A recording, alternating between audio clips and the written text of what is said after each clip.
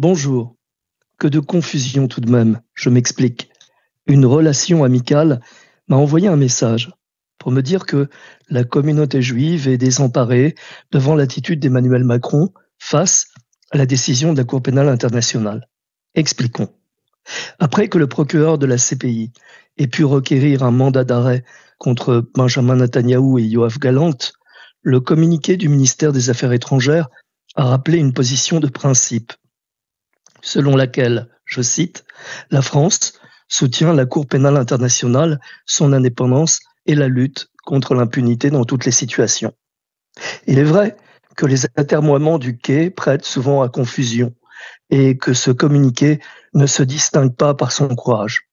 Cependant, le ministre des Affaires étrangères a rappelé les différences fondamentales entre le Hamas et Israël et a appelé à ne pas créer d'équivalence entre le Hamas et Israël. Continuons. Dans le même message, mon correspondant ajoute que la communauté juive serait tout aussi désemparée face à Raphaël Glucksmann qui, selon mon correspondant, condamnerait Israël à Gaza. Que l'on soit d'accord ou pas avec Raphaël Glucksmann, il lui appartient de critiquer non le fait qu'Israël doive et puisse se défendre, mais la manière dont il le fait. Raphaël Glucksmann n'est d'ailleurs pas le seul à s'interroger et à critiquer l'offensive israélienne. Comment se fait-il qu'Israël ait perdu en 7 mois tout le capital de sympathie qu'il avait emmagasiné après le pogrom du 7 octobre? Ceci étant dit, je comprends que le positionnement de Glucksmann puisse contrarier. Continuons. Mon correspondant me demande ensuite quelle est la solution, comme s'il fallait que je dépose entre ses mains un bulletin de vote pour les élections européennes. Il ajoute que la droite et le PS ne font plus le poids. Qu'est-ce qu'il resterait alors? Le sous-entendu est là, que la communauté juive se tourne vers le RN.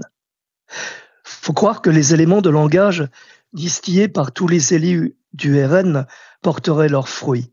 Les voilà qui ne cessent de proclamer que le RN serait le bouclier pour protéger la communauté juive de l'antisémitisme.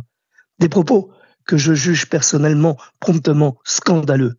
Ce n'est pas au RN d'être le prétendu bouclier de la communauté juive. C'est à la République et à la République seule que ce rôle incombe lorsque, par exemple, des militaires protègent nos synagogues, lorsque des policiers appréhendent ou neutralisent des terroristes, lorsque des OPJ enregistrent des plaintes qui ont été déposées, etc. Hélas, le temps me manque dans cette chronique pour développer plus en avant ce point. Ceci étant dit, chacun peut penser ce qu'il veut des déclarations ou du positionnement des uns et des autres de l'échiquier politique. Entre les innombrables violences détestables de Mélenchon et les sourires larvés de Marine Le Pen. Mais, il ne faut pas perdre de vue l'essentiel, selon moi. Par exemple, récemment, une liste a été déposée, son nom, Free Palestine Party, dont l'extrême radicalité saute aux yeux.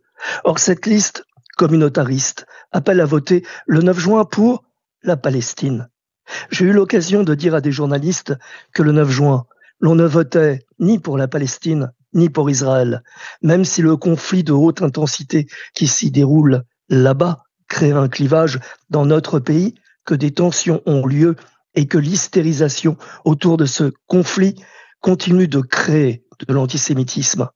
Ce que je veux dire par là, et c'est le sens de ma chronique, une sensibilité commune liée à l'antisémitisme et à Israël n'implique pas forcément un même comportement électoral, tout simplement parce qu'il y a une hétérogénéité dans cet électorat et dans la communauté juive.